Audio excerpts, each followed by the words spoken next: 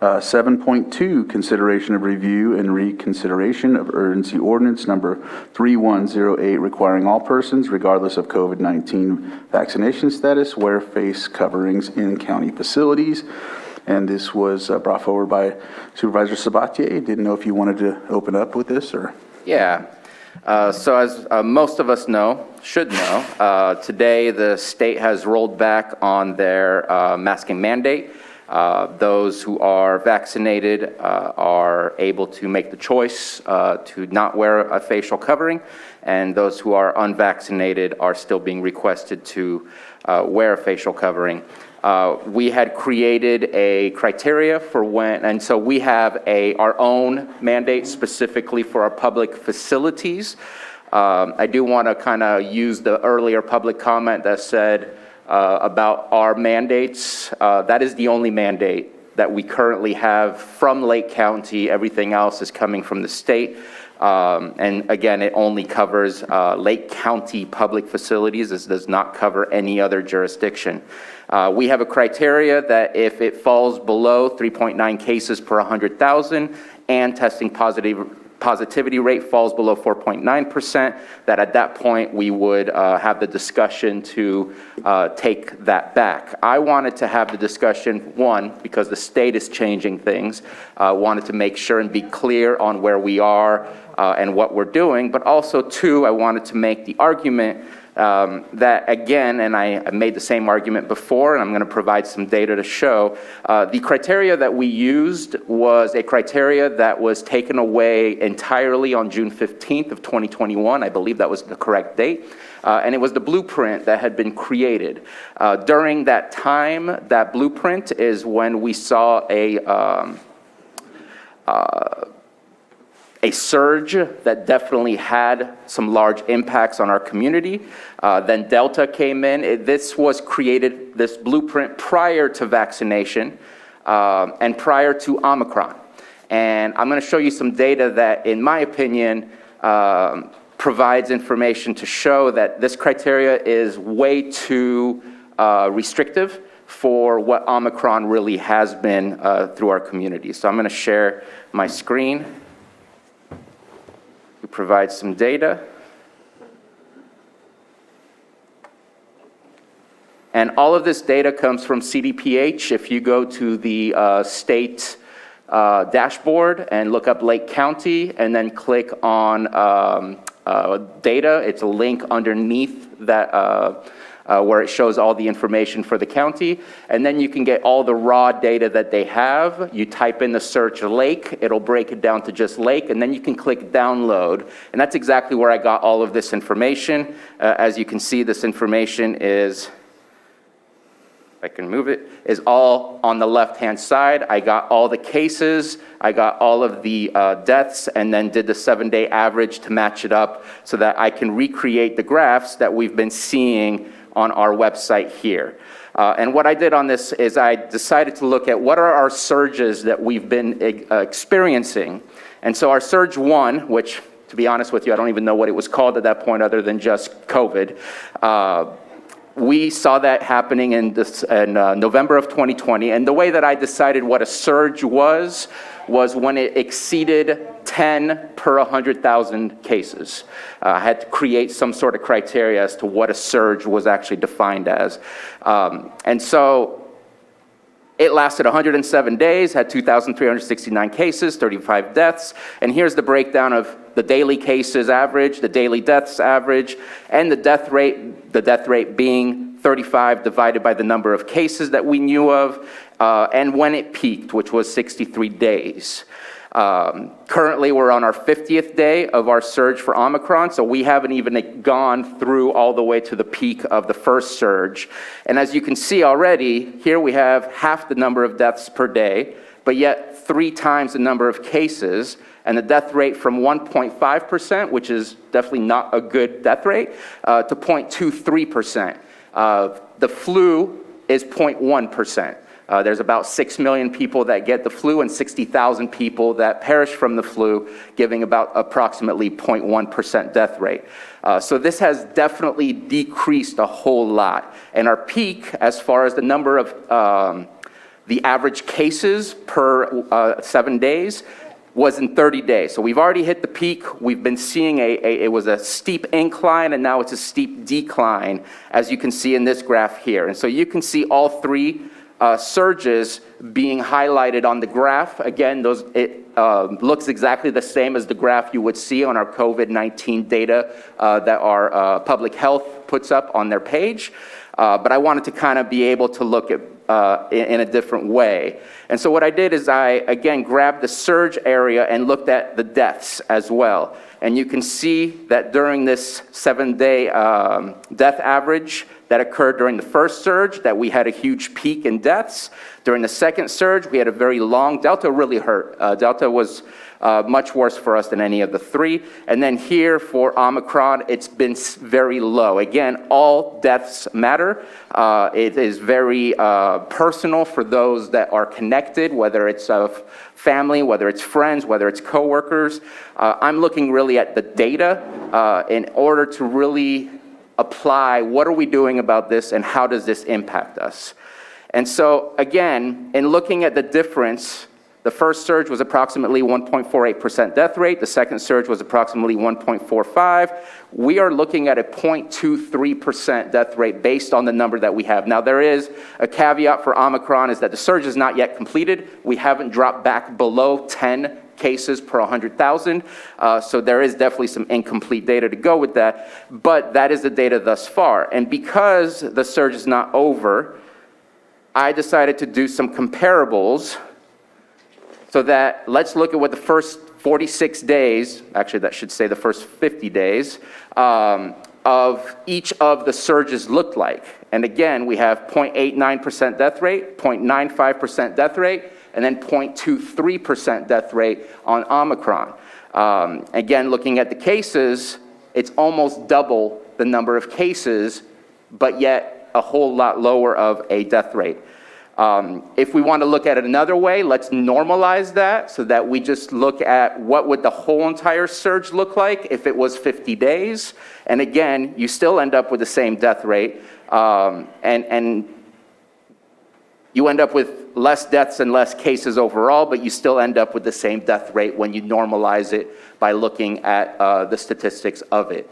So I'm not going to say that everything is 100% great. 0.25 is still 2.5 times, or 0.23 is still 2.3 times harder on us than the flu is. We know the flu can be detrimental to those that are fragile, those that are elderly, but at the same time, we don't have any restrictions that are placed in our communities or in our public facilities because of those things. And I think that by using a tiered system that was created even prior to Delta, because Delta happened in the June 29th through November 15th, that we can't apply a tiered system that never even knew what Omicron was versus now looking at what is happening today with the type of virus that is the majority of the issue that we're dealing with. And so I wanted to share that with you. I think it's a drastic difference in comparison, especially when you look at the death rates. And again, yes, people are dying from COVID still today, and I'm very sympathetic to those that are experiencing that with their families and friends. But again, we have to look at this from a big picture perspective and what is it that we are doing. I'm going to share a different screen real quick. Let me actually show you the bottom of my data.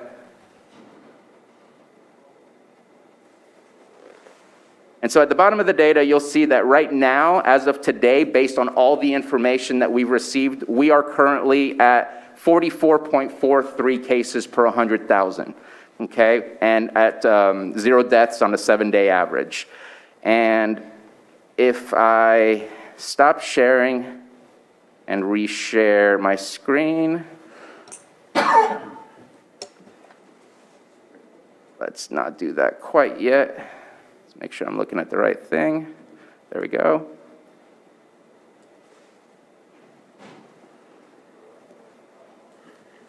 Okay, so you'll see on this screen that it says that we're at 75.5, and I just told you that we're at 44. That's because if you go on here, it's as of 2/7 of 2022. It's not as of the latest amount of information. And that's because also when you look at this and it says plus 48, that doesn't mean that 48 cases happened yesterday. It means that we're readjusting the total amount of numbers to 48 new cases, and that could be back to February 1st, that could be back to January something. It all depends when those lab results and all that data is inputted. So we can't look at that daily and say, oh my God, we have 125 new cases.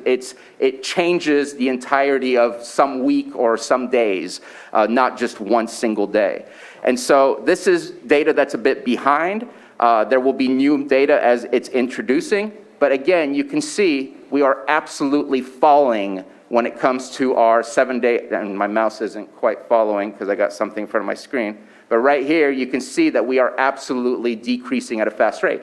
Everybody is exhibiting this. I was looking at every single county. You can look at different counties right here. Like let's say, let's look at Santa Barbara where there's more population. But there's Tulare already popped up. You see that same curve. You see Santa Barbara, you see that same curve. Everybody in the state of California is exhibiting that same growth spurt and that same huge cliff dropping off. Hence why the state of California, as of today, has drawn back their masking mandate, again, with that caveat that unvaccinated still need to mask and vaccinated can choose to. And so I want to show you this data because the question that I think that has not been answered is when.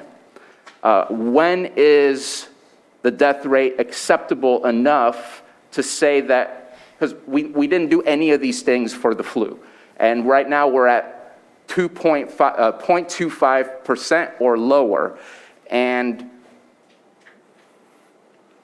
I want to ask that we either A, follow what the state is asking us, is doing today, and make that same statement for our public facilities, or B, request that public health review with this criteria that I think is impossible to achieve. With Omicron, it's so infectious that we're going to see cases, and we may never reach the 3.9, and yet we haven't breached that criteria to say finally we're done. And so I think that we have to at least admit that we're using obsolete data in order to use that as a criteria. And I fought last time to try to get us to follow the CDC criteria, which is a little bit more lenient. But again, that also was created prior to Omicron. And so I just wanted to bring it to the board to see what we can do, because I think that right now we have an impossible criteria to ever meet. And we're seeing numbers that are completely drastically different than what Delta did and what the first surge did. And at one point, we have to eventually stop the things that we're doing and go back to normality. Is it today and follow the state, which is, again, your choice, or if you're unvaccinated, please be masked? Or do we continue and create a new criteria? Because in my opinion, continuing with what we have is not an appropriate way of evolving with the things that have changed for us and based on the experiences that we have. I've also spoken to both hospitals. They definitely have hit full capacity during this time, but I was also told as a caveat that even prior to the pandemic, their hospitals would be full, because that's what our hospitals are built for. They're built for the minimum amount of beds, but they didn't have the same type of surge as they did for Delta or before, where they had people in the cafeteria, where they had people going into med surge when they needed to be in ICU. And so they didn't have that same issue in comparison. We saw a huge number of cases, so that's why it helped stretch the hospitals a little bit. But now we're seeing that drastic drop, and it's going to keep dropping. And so I'm going to finish right there. I know that I did have a good conversation with Director Portney about what I was going to be bringing to the board today. I sent him all of my data. I did just update it with today's latest numbers that were made available.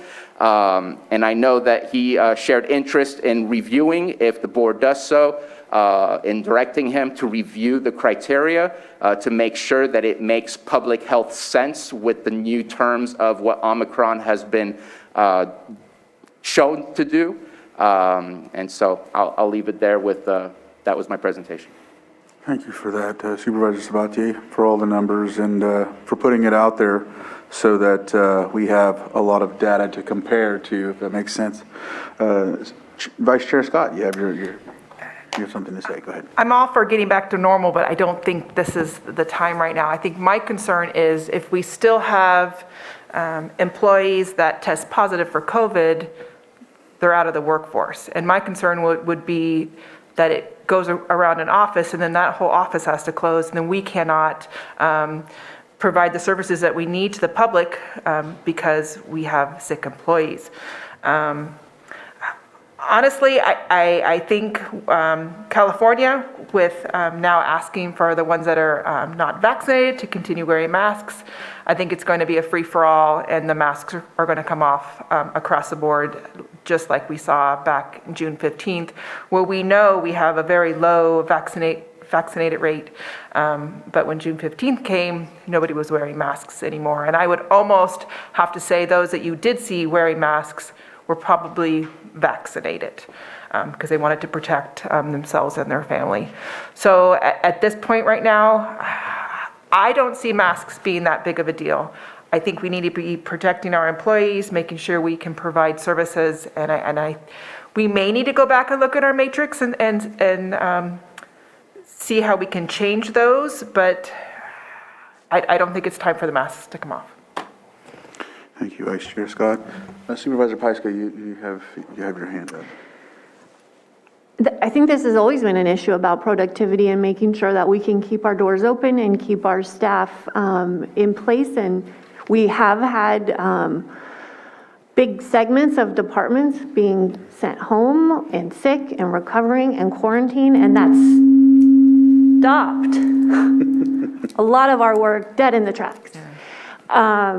I think, we do need to look at this, and luckily we've just hired a public health officer who his job is to help guide us on this and take that responsibility off of us and help bring that data to us to be helpful so that we can make decisions going forward. But this isn't, we've been winging it for a long time with Dr. Pace being part-time, and now that we have a dedicated PHO, I really look forward to working with him. I look forward to hopefully him being at our next board meeting. One of the things, Supervisor Spatier, you and I've talked about, and we talked about it with Dr. Bloom, is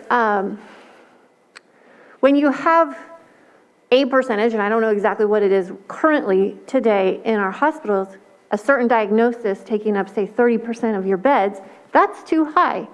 What is a reasonable number of COVID patients taking up our hospital space? That needs to be looked at too. So I think that public health and our new PHO can work on what the new matrix looks like for post-Omicron. But I actually reached out to 7 department heads. That's kind of all I had time. I picked the department heads that interact mostly with the public, and they all are not ready. They are experiencing a lot of interfacing with the public. So they're concerned about their staff who do that. They're concerned, like the library, they're concerned if we don't have masking in the library, then a lot of people won't come to the libraries.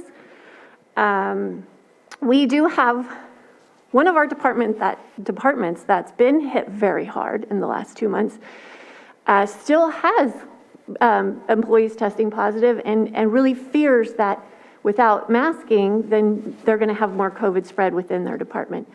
I know people are tired of wearing masks, and I did hear that from one department head, and that's the reality. We're all tired of it. I think a little bit while longer. I think waiting for our new PHO, figuring out, what is going to be what are those thresholds? We have a very, very low vaccination rate within our staff, lower than the county, much lower than the state, and that needs to be factored in too. But the big thing I heard loud and clear from those directors, I can't afford to lose staff right now. I just can't. Those are my thoughts. I think we should wait. I think we have an opportunity with Dr. McLaughlin, and I'm really looking forward to his leadership in this department. Thank you, Supervisor Pyska. Supervisor Simon? I just had a question for you, Supervisor Sabatier. I know you said you picked up all your information from the state website, and we're always talking about equity and inclusion. Did you reach out to Tribal Health to look at our Native community numbers? No, I did not. So once again, not only at the state level, but even here at our own county level, the Native communities that are located here are once again just left obscure. They're not data. And it's disappointing. We talk about equation, inclusion and equality. We did the Black History Month today, but once again, the Native folks that are being affected here in our local government, which, yes, we don't set and represent on the boards. They have their own tribal nations and things, but once again, left out as non-data. It's disappointing to hear words of we want to be inclusive, we want to take everybody in, but then when you look up and you put up the California data, the Native people and indigenous ones that are here first aren't even included. And it's done right here at this board level. It's all just words, and it's backed up once again. And it's disappointing. We're in a real challenging position. I have always been trying to represent everybody, as I said on this board, and look how we move forward. But it's disappointing to hear that you didn't even reach out and check on our Native communities when you're talking about getting the right data, because that's not being inclusive, because it isn't the right data. The Native communities at this point in Lake County are being affected more than any community. I don't have to look at the data to understand that we're a vulnerable community. We have been since the inception of this country, and it continues to be that way. But that's not just why I sit here on this board, but inclusion is something we talk about. We go to trainings, we do all those things, but I guess it's just words. My concern going forward is the real challenge. I've said it here before, and many times, trying to educate the public and understand where we're going. We're in a tough spot as a board. The state lifting the mandates, obviously, on the masking. People are going to make their own choices, their own decisions as we move forward. I do agree with looking at the data, but I also see the writing on the wall. We're always trying to protect our workforces, make it as safe as possible, but the day is coming that people are going to make their own decisions. Just because the mask mandate for myself goes down, I still am going to do what I can do to protect my family and my community members and wearing my mask. Ultimately, as this board, when we make a decision either to go with the state rules or come up with a different metrics that we're going to be looking at as a community, I'm willing to go either way at this point. Right now with the honest decision. I appreciate you bringing it, but I really got to talk about that inclusion conversation, because without the data of the Native folks here, I just want to drive it home, especially since trainings we're just going through now of taking in everybody's account is really important. I just can't stress that enough, how important that is. And so at this point, for me, I want to do everything I can to protect our workforce, our individual communities, but we know that we've already had a problem here, even at the county level with our mandates of people wearing masks. People have made their decisions on what they're doing, making sure that it's happening all the time, and the enforcement thing is real challenging. So if there was a motion on the floor today to move forward, I would probably go with the state mandates. I really would. So, And I'm only talking about following the state. I'm not talking about ignoring the state. That would be, my job is to create law. Our job is to create law. And if I'm going to skirt and say certain laws I don't want to follow, then I shouldn't expect anybody to follow the ones we make. So I'm only talking about what we have currently, which is set with a criteria to look at the data from the state, which is why I looked at the data from the state. And did not purposely ignore, and it should be added in there. And unfortunately, we can't even get our VA to be added as well, let alone our tribal members to be added in those total numbers. But our criteria is based on what we see on our public health website, which is coming directly from CDPH. And so I wanted to have a comparable to what it is that our criteria was made for. But again, not asking for anything more than just the state mandate or what we have now, and wanted to bring up the conversation for the fact that today things are changing outside of this facility, and wanted to have that conversation. Supervisor Pyska. Just going to mention that when the state masking mandate went into effect, our numbers were very low. We always follow, well, not all, we didn't, with Delta, we were leading the way. But, you know, we weren't at a place then when our numbers were very high, and we were actually kind of flirting with the opportunity of getting to those thresholds right in the beginning of Omicron as it surged throughout the state. And let's be honest, how did that state mandate affect our county? It didn't. People did what they wanted to do, so I don't see how this day, what the state's doing, should dictate what we're doing. I think we need to look at our numbers, and I think getting a different threshold from public health is the right direction. And giving our new PHO the chance to offer that support and leadership. Thank you, Supervisor Pyska, and thank you for this dialogue. I appreciate everyone's insight into this. I look at also another thing to add, because a lot of people like to talk about mandates and ordinances, and there was an ordinance that was done for businesses and fines, and I know, we get heavily scrutinized for that. However, it's sunsetted, so it doesn't exist anymore. So I don't know if anyone thinks that ordinance 3073 is still in effect, but it is not. It has sunsetted as of August of last year, I think, or September. So that mandate, if you will, which isn't, it's just an ordinance that specifies a fine listing, is gone. So not only does that not exist, we always talk about how hard it is to recruit and retain employees. And before this, I know in my mind, I always thought about things like, how can we make this place a more lucrative place for people to want to work despite getting paid really good?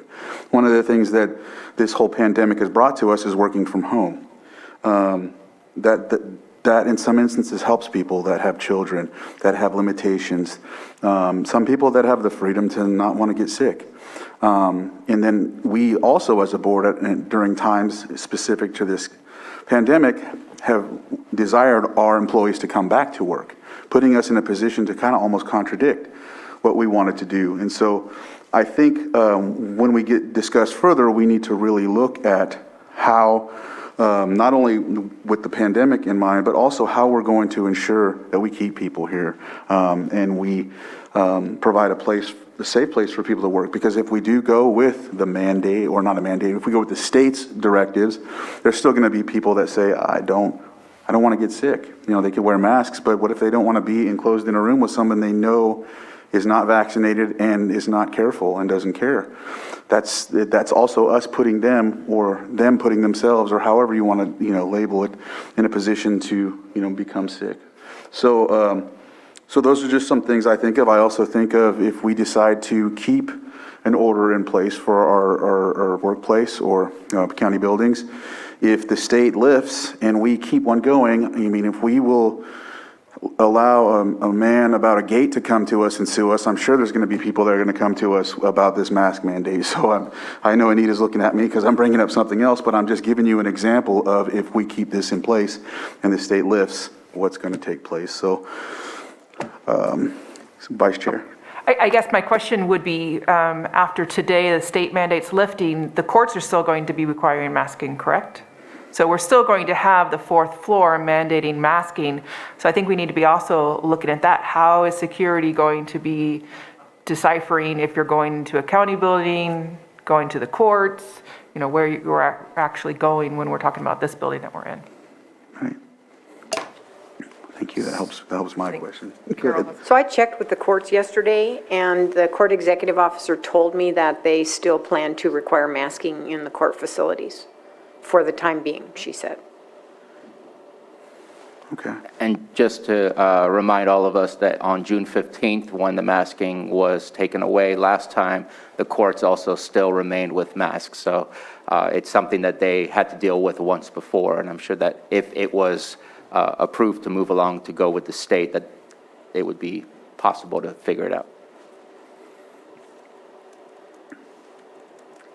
Can we get a recommendation from Public Health?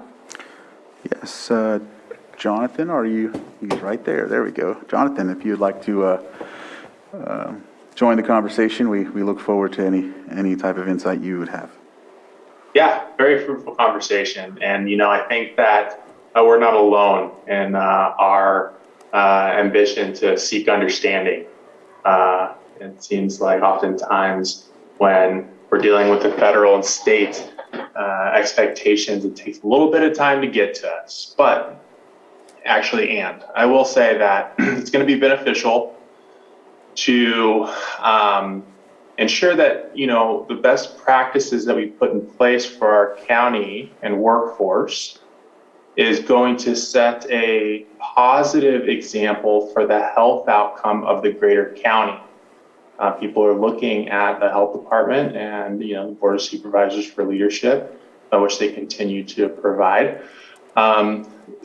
Putting the recommendation based on evolving events regarding mandates, expectations around masking and various forms of shelter, I would like to receive a document around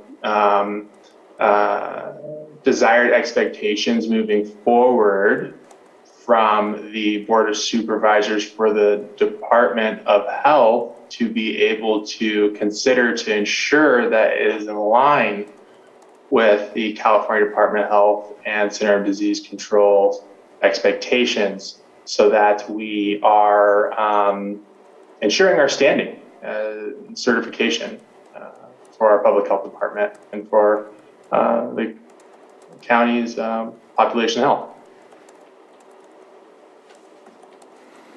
Thank you. Does anyone have any other comments, concerns, recommendations? If not, I can go ahead and open this up to public input. See, we have some hands. Do we have anyone in the boardroom? No? Okay. The first hand we have up, Julia Bono. Unmute and please try to keep it to 3 minutes. Hello, my name is Julia Bono. I have a background in scientific research. While I think masks can be helpful in some, can you hear me? Yes. Hello? Yes, we can hear you. While I think masks can be helpful in some very specific instances and should remain a personal choice, I strongly oppose mask mandates in county facilities or elsewhere, because a free society organized on the basis of the rights and welfare of its citizens should never inflict such an emotionally devastating policy upon its own people under the guise of protecting public health, especially when some valid scientific debate still exists as to whether or not they are actually effective in preventing the spread of the SARS-CoV-2 virus that is so minuscule it could easily pass through a standard mask. The stain of forced masking will forever live on in our memories as an unparalleled and unequivocal moral abomination this board should not continue to endorse. In my view, a society or public institution that mainstreams such abuse does not deserve to exist. I also wish to inform the board of some of the very significant harms inflicted on the physical and mental health of humans by the forced wearing of face masks. First of all, they cause physical discomfort. Wearing masks is extremely uncomfortable to many people, including children, especially those forced to wear them for 7 to 8 hours or more each day. Additionally, people can experience irritation or infections from face masks, as well as discomfort from the lack of oxygen and the difficulty or straining of routine breathing through face masks that obstruct free airflow. Second, they amount to emotional abuse. Mask mandates leave many, and I'm talking about mandates here, leave many people feeling emotionally abused. This is both from the masking being forced upon them despite all the mental and emotional distress it causes, in other words, abuse, and from the constant manipulation and cruelty that is characteristic of self-righteous abusers that results from the implementation and enforcement of mask mandates. In addition, they cause a sense of helplessness. Being at the mercy of the arbitrary and capricious whims of others makes humans feel a sense of helplessness. This is extremely stressful and grueling and can eventually break a person mentally and emotionally. Furthermore, they ruin human interactions. The quality and nature of social interactions is greatly reduced. Every interaction behind masks is fundamentally different from those without masks. Interacting in this way can feel sad, despondent, isolating, cold, and/or cruel, among other things. This is devastating to the human psyche and also causes intrinsic emotional distress due to having their social, intellectual, and mental development compromised as a result. Furthermore, they increase the stress and difficulty of communicating. The frustration that comes from difficulty communicating is underappreciated and tends to have people feeling annoyed, frustrated, and stressed. Humans have a great need for functional and efficient communication and are harmed by mask wearing because they feel they cannot learn from or communicate effectively with others. They also change your personality over time. Face masks are a radical and unnatural impingement on normal physical, mental, and emotional functioning among humans. Over time, this can change your You personality. can wrap up your last comments, please. Less outgoing, more suspicious, decreased tendency or desire to be kind, and so on. I have considerably more to say, but I'm not able to say it at this time due to the time constraint. Thank you. Thank you very much. And just to remind you, the only thing that's enforced is in county buildings, and the ordinance again has never really even. No fines came to fruition. So again, I think the stress level on that should be very limited. So anyhow, next person I think that has their hand up, Carlos Bono. You have 3 minutes. Hello. We can hear you, but it's echoing. One moment, please. Can you hear me now? It's still echoing. Turn the other mic off. Yeah, They have two mics on in the house. Is it okay now? there you go. Okay, I want to, before I continue with Julia Bono's text, I want to just remind everyone that every box that contains these masks that are, used, they explicitly say that they will not prevent COVID-19. So, first of all, if the masks are useless, why bother? Second, why impose any kind of restrictions on people that are unvaccinated when the vaccine does not prevent infection and does not confer immunity? That's just absurd. Anyway, I will continue with Julia's text. Masks turn some people into abusive tyrants. Mask mandates have turned a subset of people into cruel and vicious individuals who abuse people they have power over. These might include teachers, security guards, and other overzealous individuals who incoherently screech at the sight of an unmasked person anywhere on the horizon. They give people the feeling that other people matter more. The idea that I don't matter is a distinct form of distress in addition to demonstrating a lack of fairness in society that is amplified considerably when other people matter. This is what people who are systematically disregarded tend to feel, and it is very painful. This is definitely not the sort of lesson you want your constituents getting. Masks result in distress from constant harassment. Mask mandates are a constant intrusion into people's personal lives that leaves them feeling exasperated and making comments like, just leave me alone already, or just let me live in peace. It is a basic human need to not be constantly harassed by others. Kids are also very stressed from the evil mask compliance enforcer teacher, constantly haranguing them to keep their masks on all the way. Masks sap the joy from a variety of activities.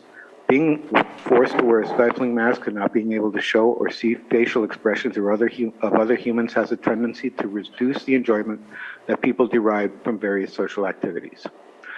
Masks cause people to live in perpetual stress from social enforcers. Inevitably, people opposed to mask mandates will not be particularly zealous about following them strictly, whether it be letting the mask slide down their face, taking it off for a few minutes here and there to breathe, or just munching on snacks. These people suffer from the baseline stress of constantly having to be alert for the mask police, whether they're actual police or just really annoying individuals or teachers who scream at mask people like maniacs.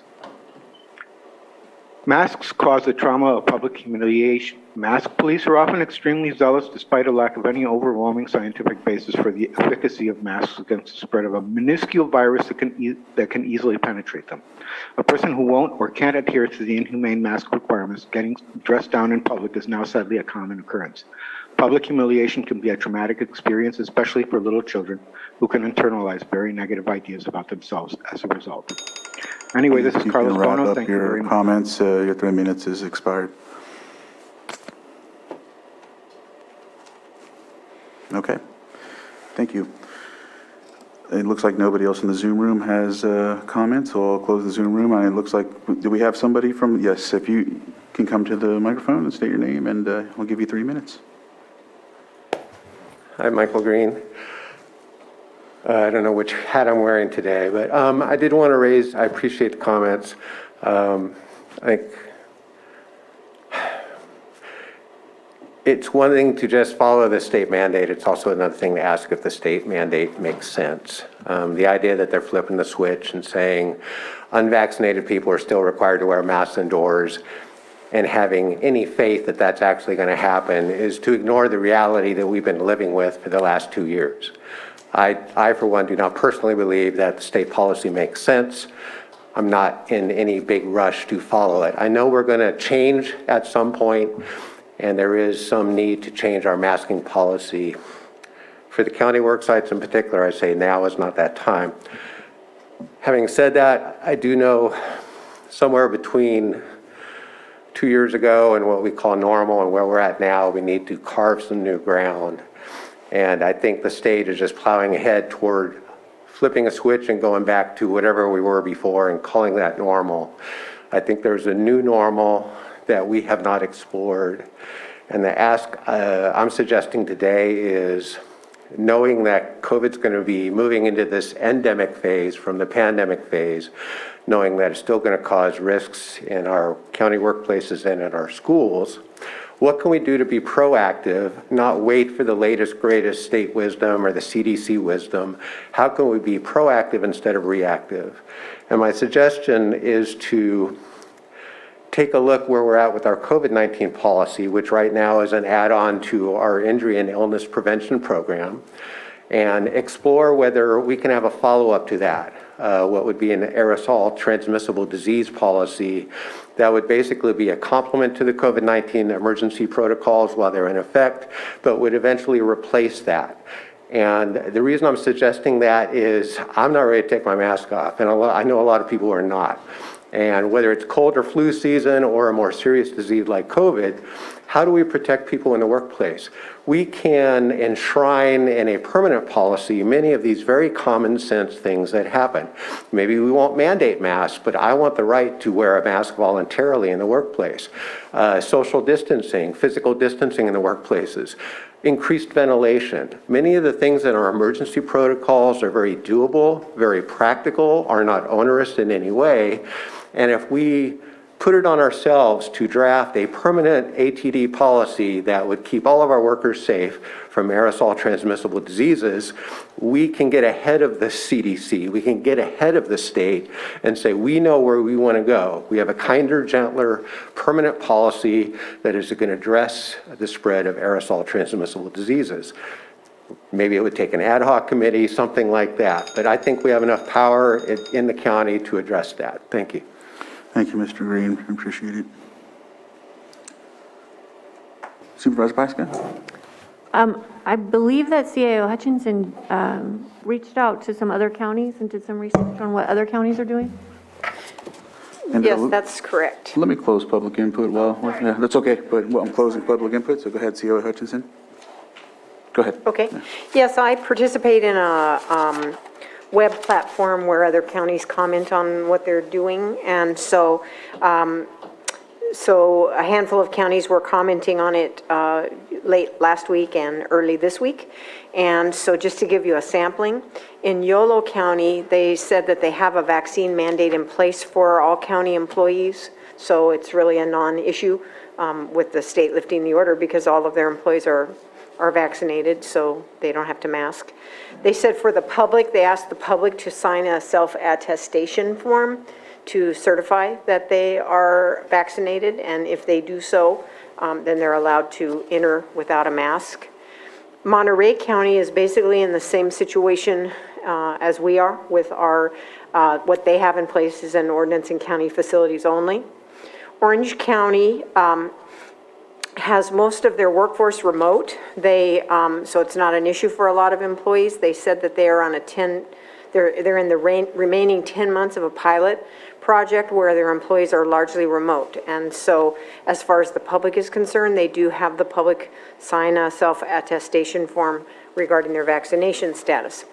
In Butte County, both the public and employees are asked to sign a self-attestation form regarding their masking status, and obviously if they're vaccinated at this point with the change at the state level, they would not have to mask. They also said that if someone refuses to sign a self-attestation form, then they would be required to mask. And in Napa, they are allowing visitors in county facilities to be maskless, and they're requiring employees to do the self-attestation form.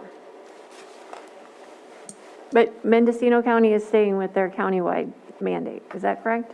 I believe so. Mendo didn't comment specific to this little survey, but I have not heard of any changes in Mendocino. Thank you for that. That actually solves the liability portion that I was concerned about earlier. If there were self-attestation forms, that way we can limit liability in some instances as well. And there would be a workload associated with that for sure, but that is one way other counties are managing. And as I mentioned earlier, I also contacted our courts that share our facility with us, and they said no change in their masking requirement for the time being, despite the fact that the governor is lifting the order. I thought they would go with the state guidance. And then just one other small FYI in terms of the positive cases we're seeing among our employee ranks. Just since this week, I believe I've seen 9 positive investigations, meaning that employees are still getting COVID. And of those 9, 2 were clusters of employees in same departments. So we do teeter on the edge of being operational, depending on which department it is. All right. Thank you for that. Do we have anything else to go to, Supervisor Sabatier? I just want to add to the conversation the tools that we have at our disposal. Nobody is forcing anybody to not wear a mask, no matter what direction we choose to follow. And also, we also have the vaccine that's available to us.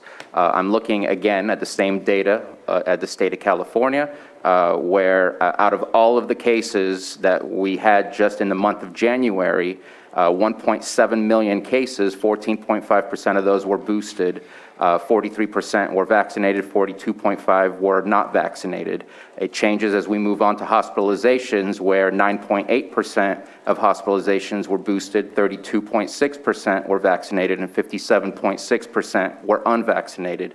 And then when it goes to deaths, it keeps going in that same direction. 6.4% were boosted, 26.2% were vaccinated, and 67.4%. And so I think that we also have to recognize the tools and the capability to be able to be protected as well. Nothing is ever going to be 100% similar to a seatbelt, but there's definitely tools out there to be able to provide us the greater level of safety. Just wanted to make sure, because vaccinations were brought up, and I just want to make sure that we have the right data in front of us as to how they are impacting us and protecting us. So where do we go from here? What kind of direction do we want to? So my goal today was to have the conversation. Again, I gave 2 options. Obviously, I think option A is not something that the rest of the board is looking forward to doing. But option 2 is our criteria is not evolved, has not evolved with what we're dealing with currently. Looking at the percentages that were done even before Delta and definitely before Omicron, I think need to be regarded, updated, and reviewed by public health, not by us. Last time, I just randomly brought up that we used a tiered system because I didn't want to just make up a thing, but at the same time, there was no public health reason to use exactly that blueprint that was months before had been obsolete and canceled. And I think that we do need to have something more evolved with what we're dealing with, and that way we have a criteria that we can actually meet, because creating a goalpost that we can never reach is also not exactly an appropriate way to tell people that we are looking forward to doing this when we're creating a goalpost that doesn't allow us to get to that. Did you have?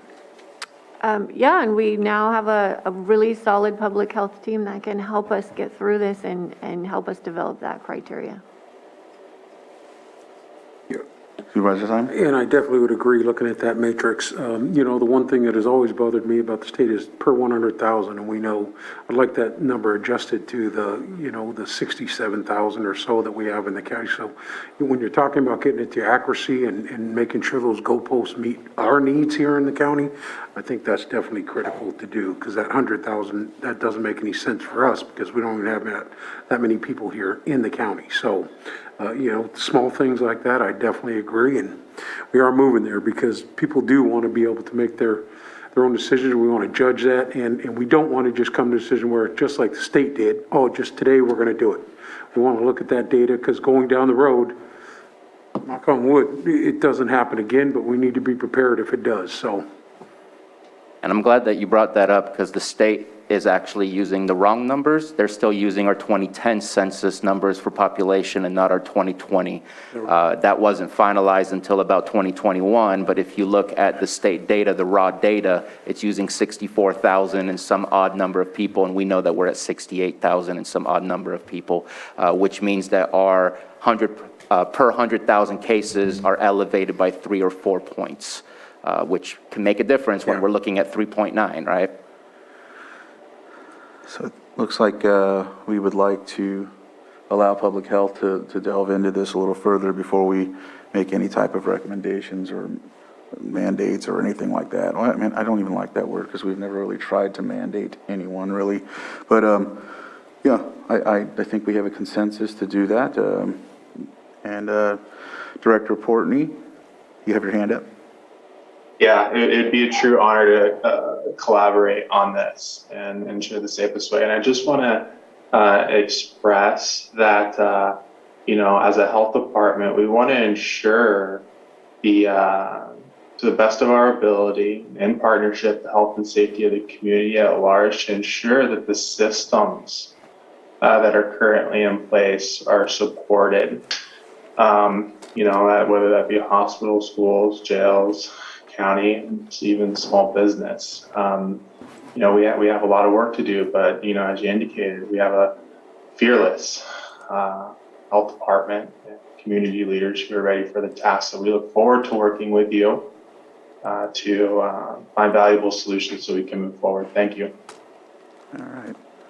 Supervisor Sabatier. I'm curious, the timeline so far that I've heard has been, in my opinion, looking at maybe March 1st. And again, we don't even know 100%. We're hopeful that we can get our PHO started by March 1st, but that's going to depend on the state signing off on things for us to finalize that process. February 28th, I know the governor is talking about school masking mandates. Maybe that will change, maybe that will not. They will review it. That is the exact wordage that has been provided. And so I'm just curious, can we request for this to come back to us faster than waiting for something that may not happen by March 1st? I feel like and I get it, we don't have a PHO, and that's been one of our issues, but at the same time, we do. We have Dr. Pace, we have Charlie Evans that can provide some assistance. We have Jonathan Portney, who's very dedicated to the health of our communities. Just kind of curious if we can move that timeline to be a little bit ahead of the game rather than being behind. Our next meeting's on the 1st. And I'd love to have it on the 1st, but again, if our PHO starts on the Right. 1st, then we won't have anything to review until that gets accomplished.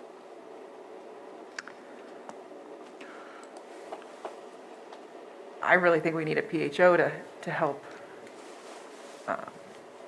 craft this. So I don't know. I have a hard time putting a time limit right now on it, since we really don't know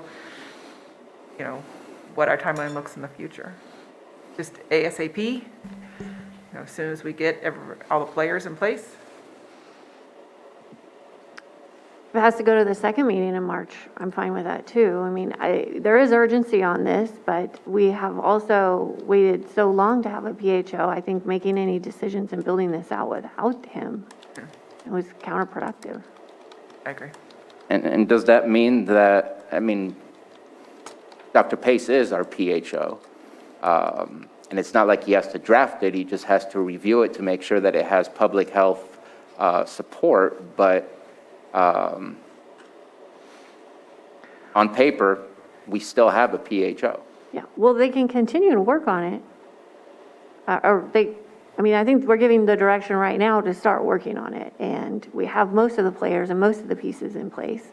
And the current PHO can can collaborate on that too. We just start the process. But I would hate to adopt something if we don't have our PHO, our new PHO, giving his approval on that. I think the work can start. Work can start today.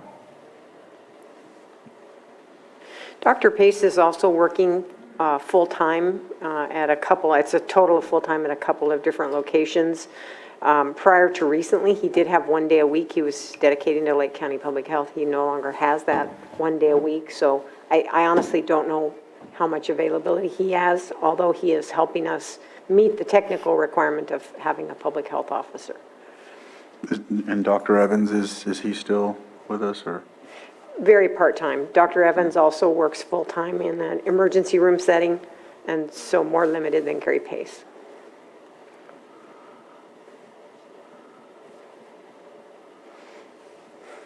So are we looking at the second week or the first week? Or just I agree whenever? with Tina, putting a date on it as soon as possible. The PHO obviously is going to be starting on the 1st, so, we are given directive to start working on it now, so get the work done that can be done and be prepared for that conversation. So that's my thoughts on it. Excellent. Okay. Excellent, meaning that I think we have a consensus as to what we'll go forward with, so we can move forward on the agenda. So thank you for this topic of discussion. Would it be safe to say we can bring this back on the first agenda just to see if we're anywhere with it, and then push it back a week, or should we just let it sit and wait? I think we need to wait. I think If the first is Dr. McLaughlin's first day, then that's problematic. Right. If he's able to start earlier, which he may, we don't know, then we could have that conversation on the first. But if the first is his first day, then I think we have to wait. All right. But I think we just commit to doing this within the first 2 weeks of March, soonest as possible. You could also just continue the item, and if there's no new information, because of the doctor's status, it can just continue until they have the information, and that way demonstrate the commitment to get back to the discussion. I think it's safe to say right there. We can do that. All right.